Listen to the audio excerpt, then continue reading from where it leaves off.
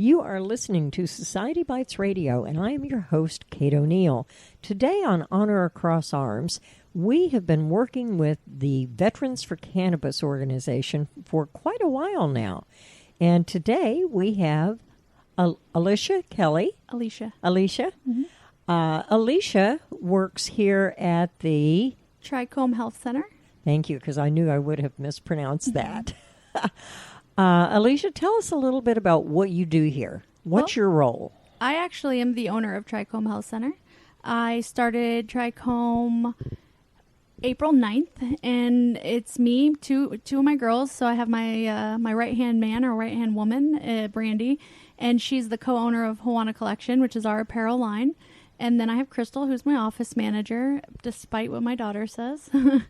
And then we have 3 doctors that work for us. So I have Ginti Tahirai, who is the director of one of the hospitals locally, the ER part of the hospital. I also have Jennifer Griffin, she works for another veteran, or she does certifications for the veterans. And then I have Julia Springs, who actually is a veteran herself, and she advocates for PTSD a lot, and she wants to help people get off of all of the medications. So basically, we all together do certifications. We'll have patients come in, they see the doctor, they get certified, we help them get educated, we help them get their medical marijuana cards, and then they'd be able to go to the dispensary and buy product. What kind of education do they need? Well, a lot of people think that the most common thing I hear is the weed card. We want the weed card. And it's like they don't realize that it's really not just about the recreational use anymore. It is medicinal. So we kind of help them understand what the medicinal side is. So they think this is going to help with pain or anxiety, but they don't realize that there's a plethora of other things that it helps with, being, anxiety and pain, but as well as, blood pressure and PTSD and just everything. Sorry, I got all messed up. But just everything that it helps with. You have your pancreas, your liver, you have diabetes that can help with diabetes. It helps your depression. It helps your libido. It helps with so many different things that people are just not aware of. And it helps them get more active. It helps them get off of the other medications that are, essentially causing more side effects, which are causing more medications.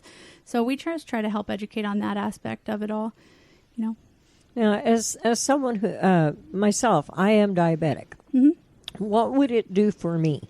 So it depends on the type of diabetes. It's type 2. So type 2 is very treatable, and a lot of people will try to treat it without insulin or things like that. And what the medical cannabis does for you is it helps the insulin kind of absorb more into the body. And then especially if you're helping treat the pain or the ailments, it's helping you get more active, which we all know diabetes, type 2 diabetes can be weight related. So if you're losing that weight because you're more active, then it's going to obviously help your blood sugar. This also helps the pancreas, which is what causes the insulin to produce. And there's just a lot on it. I'm sorry. Well, there is a lot to that. Because my goal is to get off my shots. I'm on Victoza plus the metformin, and I'm now on a dietary health plan. I'm trying to get healthy. I don't know if I'm too old to get healthy or not. I'm in my 60s now, so for me it's tough. But there's also the back surgeries.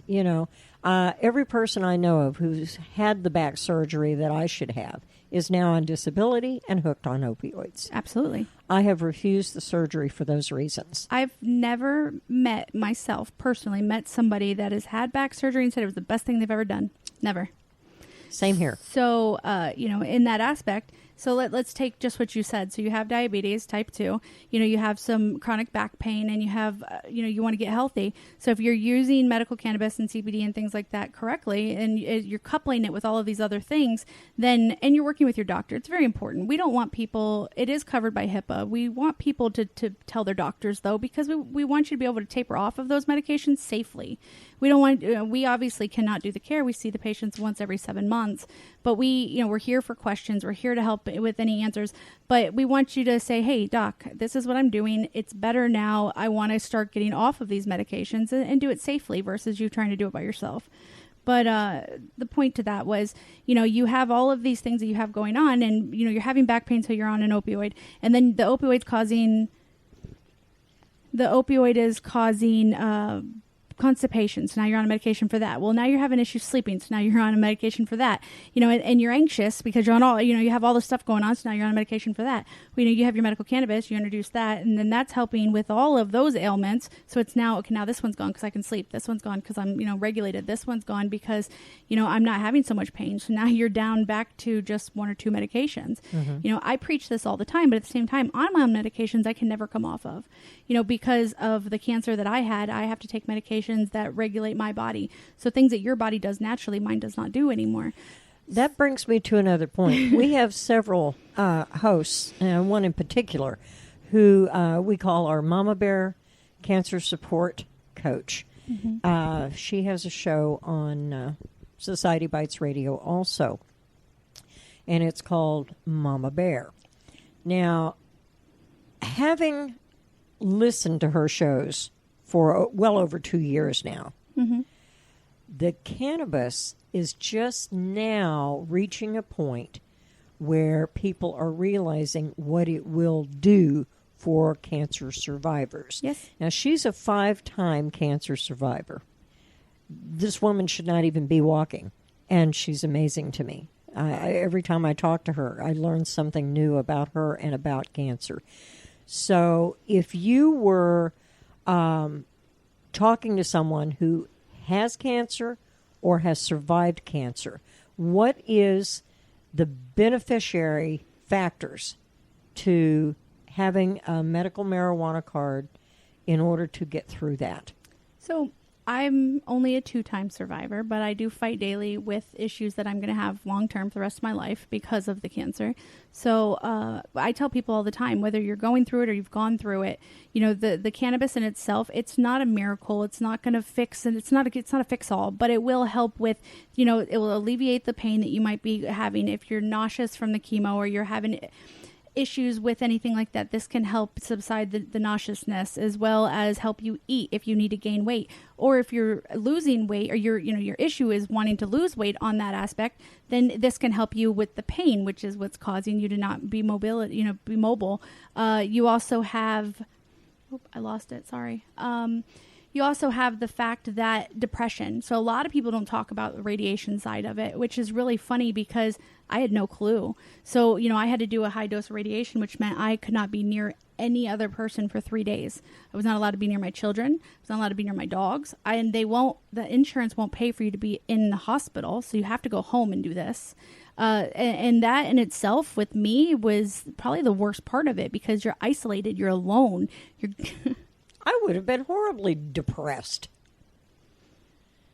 As a person who's very gregarious, I can understand that. I would have had a hard time with that. You go through something so traumatic, you go through this surgery, and then they say, okay, now you have to be alone for 3 days. And that's hard. So, cannabis can help on that aspect too, because it helps with your serotonin levels. It helps regulate those. It helps you not be depressed. Right. So, and all else fails, indicas will help you sleep through it. You know what I mean? So there's a lot of things that we tell people, and even though there's not studies, or there's not a ton of studies, there are studies, and there is, some documentation that this has helped shrink tumors, that this has helped with things like that.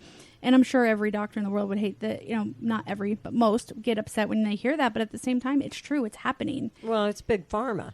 Well, yes, believe me, I know. Yeah, we're fighting big pharma over this, because this is something they can't control. But you have doctors that are wholeheartedly on the same side as big pharma, and they are constantly saying that marijuana is bad for you. So, those are the ones that have got to stop worrying about the money and start worrying about the people, because that's what's important.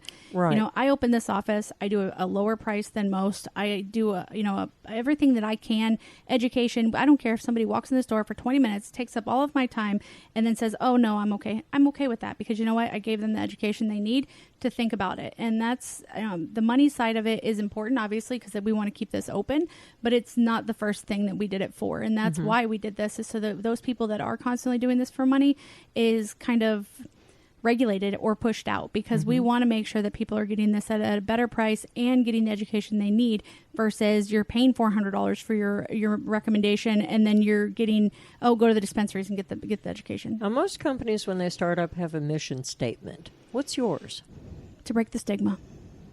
That is exactly what Short, we're trying to do. sweet, and to the point. We are compassionate, bold, and dedicated, and we're here to break the stigma.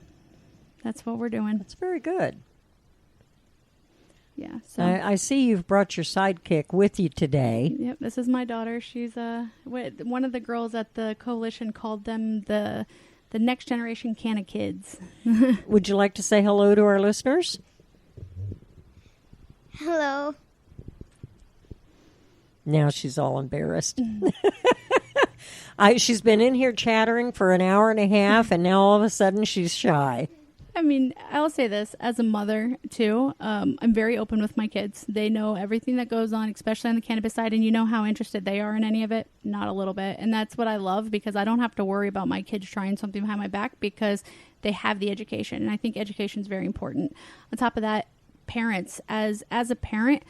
My husband's bipolar. He's been bipolar. I've known him 25 years, and he's been the craziest person I've ever met. 13 years ago, he stopped medications, and he just smoked cannabis, and I was always so worried I was going to lose my children. And then he got his medical card, and I obviously have mine now too, and there's no issues because we're both allowed to have this. I don't have to worry about losing my children. I don't have to worry about anybody going to jail or anything like that. So it's like, even on that aspect, people that don't understand the legality side or the medical side, it's like, well, think about it as a whole, for your children, for your family, for your well-being in general. So, well, people tend to forget history, I think. Yeah. The American Indian was fairly well schooled in what they found in nature. Well, it's really funny, and it's part of my presentation that I do we just did the senior center on Friday. It was a big picture of back when this all started coming around, and one of the biggest things in there was a couple years later, it said, the United States government, aka George Washington, would fine Americans if they owned more than an acre of land and they did not grow hemp or marijuana, is what it says. So it's like, you have this product that is grown here in nature, and it helps the body, and our president would fine us if we didn't grow it, but now it's such a bad thing. But it just makes no sense. The next slide is a picture that says, beware of friendly people. They could be drugging you, and you could be a murderer, insane, or go crazy. And it says all this stuff, and at the bottom it says, distribute this in all public locations, as in trains, buses. And it says, if you have questions, please send to us, the narcotic agency. And I'm like, it's Big Pharma. So they are putting out how horrible marijuana is. And then now, 50 years later, here we are again dealing with the same fight constantly. The same fight. If I'm not mistaken, it was up into the 1920s that not only was marijuana legal, it was served in many bars and restaurants, as well as cocaine. Yep. So, funny story about the Juana collection, which is my apparel line. We call it WEED, Women Empowered Every Day. So it's the Juana collection, and the reason we called it that was because of the Marijuana Act of 1937, where it became illegal. So I pulled it from a word that has been, or a time that was bad, and I turned it into something cool, So That's awesome. In the Juana collection, THC, the Juana collection. That's pretty cool. I'm a nerd. Cool. I can't help it. That's all right. I think that's pretty neat, actually. And I have some other things I'd like to talk to you about that, but we'll do that at another time. Right. Now, if I were to walk in the door and you didn't know who I was, and I said, I want my medical marijuana card. Yeah. What would you tell me is my first step? Well, the first step is booking an appointment. Now, a lot of people don't realize that the medical marijuana industry is now all pretty much prepaid, because there's so many people that are like, oh yeah, I'm going to come in for an appointment. They don't show up. We have to pay the doctors. We have to do those things. So not just my office, but many offices will make you prepay. So basically you book an appointment, you pay for the appointment at the time that you book the appointment, and then you get 2 emails sent over to you. We are paperless here. I'm not big into filling out a bunch of paperwork and then having to have locked filing cabinets, and like, I just want everything's in EMR. So you get 2 emails sent over to you. One is the paperwork, one's your confirmation for your payment and the location.